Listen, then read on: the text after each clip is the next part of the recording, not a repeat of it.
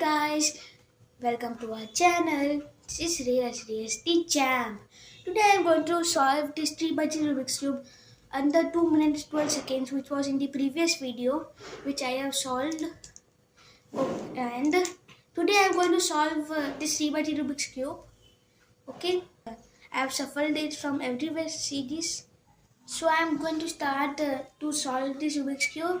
So let's start. 3, 2, 1, and go.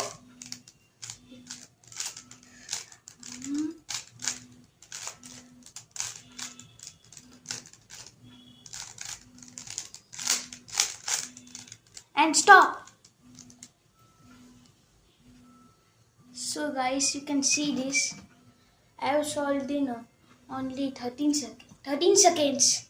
And this is very interesting that I have solved in this much less time. So I have solved as much as possible.